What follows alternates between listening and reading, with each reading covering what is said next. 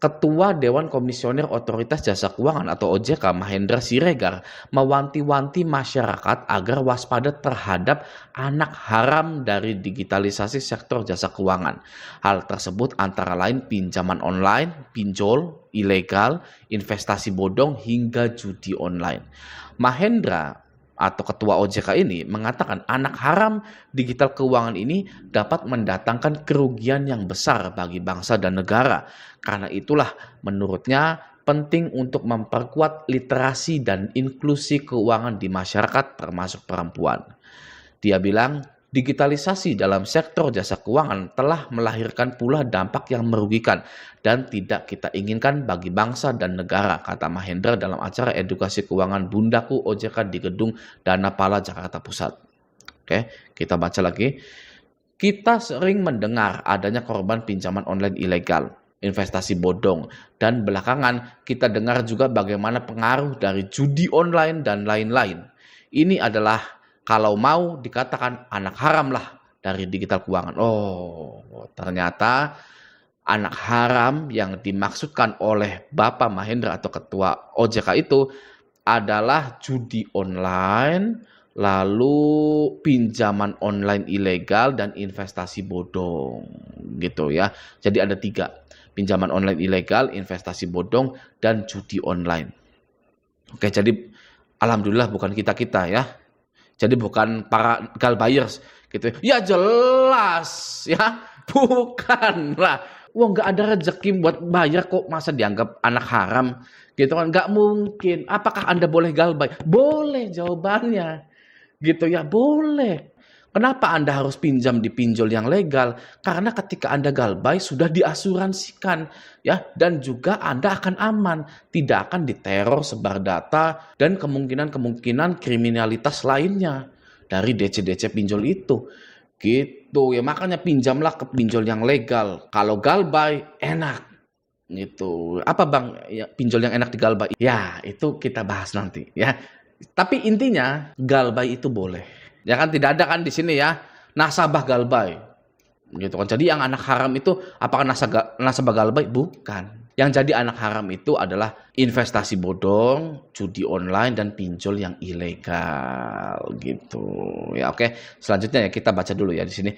Di lain pihak, menurutnya tantangan ini tidak bisa terhindarkan. Mahendra menilai yang bisa dilakukan ialah memperkuat resiliensi atau ketahanan masyarakat. Dalam hal ini, ibu memiliki peran yang sangat penting.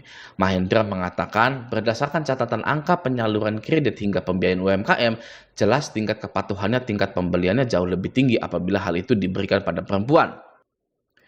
Menurutnya, memberikan akses literasi dan inklusi kepada perempuan berarti juga menambah daya tahan resiliensi anggota keluarganya dan hal ini harus menjadi prioritas. Nah, saya setuju. Kita itu dulu ya, kita kesampingkan ego kita dulu. Tapi edukasi pinjol pada perempuan itu juga perlu.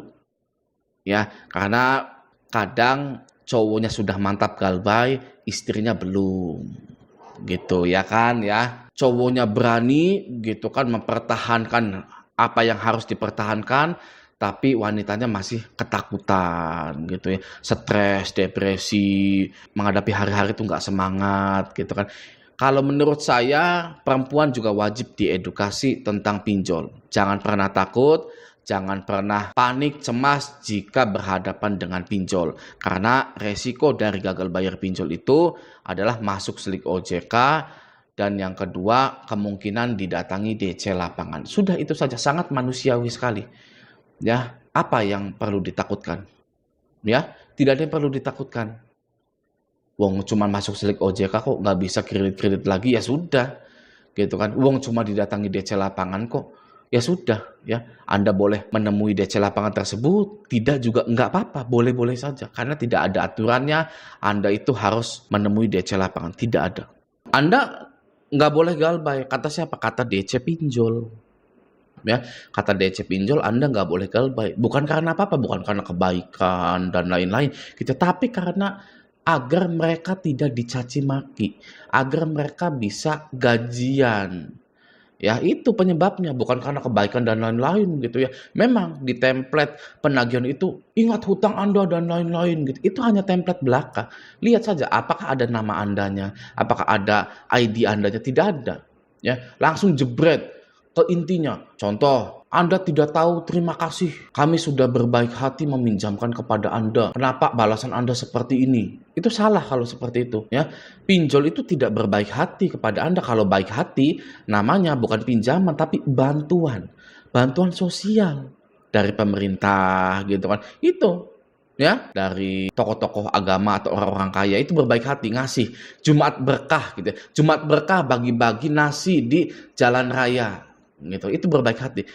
Ya, kalau pinjaman itu bukan berbaik hati, itu bisnis. Ya, data kita masukkan, KTP kita masukkan, geleng-geleng, mangap-mangap, tanda tangan digital, resmi itu bisnis. Ya, harusnya ditambah ya anak haram dari digital keuangan di Indonesia itu DC-DC pinjol. Tapi udah ya pinjol ilegal itu termasuk DC-nya gitu. DC pinjol ilegal itu nggak ketebak. Ya, saya masih mending galbay ratusan juta di pinjol yang legal daripada galbay 2 juta, 3 juta di pinjol yang ilegal. Ya, itu kita nggak tahu pinjol ilegal itu mau apa.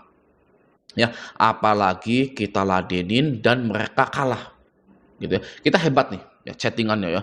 Oh, Anda mau apa? Kesini saja. Ya kan nggak mungkin tuh. Seorang DC pinjol ilegal kita tantang untuk ketemuan itu nggak mungkin mau dia.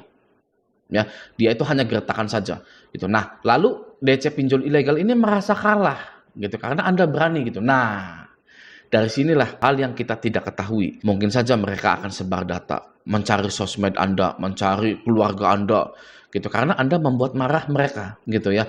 Nah, saran saya bagi Anda yang gagal bayar di pinjol yang legal maupun ilegal, itu wajib selalu mengabaikan pesan-pesan penagihan yang masuk. Jangan pernah diladeni. Karena kalau diladeni dan Anda merasa menang, ya ego Anda terpenuhi gitu ya. Tapi kemungkinan Anda itu bisa menerima hal-hal yang tidak diinginkan. Karena DC pinjol ini murka. Ya, contoh saja ini mah pendapat saya saja. Waktu itu ada kasus yang dikirimi GoFood, Gojek, dan lain-lain.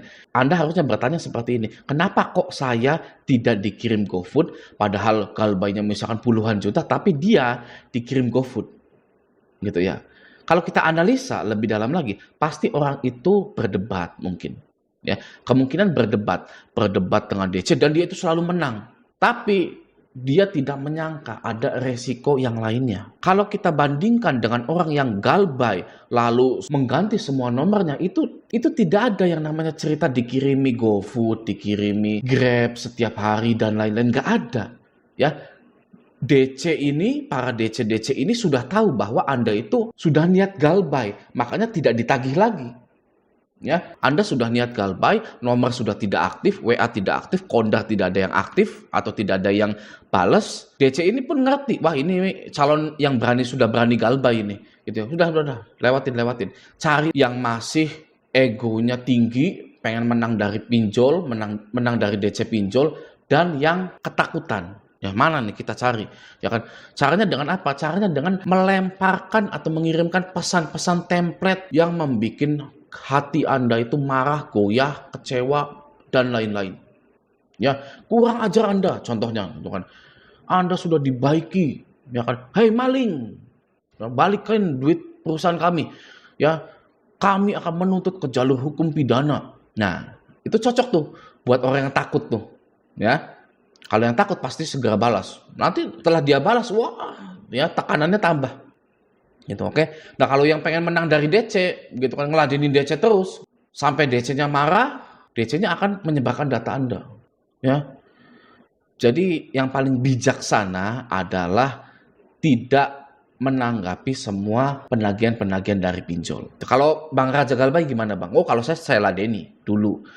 Gitu ya, kalau saya ladeni tapi saya siap menerima resikonya. Mau dikirim GoFood, Gojek, ya sedot WC, sedot sumur, sedot es teh, sedot kopi, dan lain-lain, saya tidak peduli. Sini kirimkan. Kalau saya seperti itu, kalau saya berani menerima resikonya, ya sebar data cepetan hari ini. Ya, Anda kalau tidak bayar hari ini akan saya sebar datanya. Saya balas lagi, cepetan sebar data. Saya tungguin hari ini. Saya tunggu hari ini agar data saya disebar dimanapun, di sosial media manapun. Silahkan cari sosial media saya. Ya, sosial media saya masih sama dengan nama saya. Kalau saya seperti itu. Dan setelah saya bilang seperti itu, mereka tidak sebar data. Nggak tahu kenapa.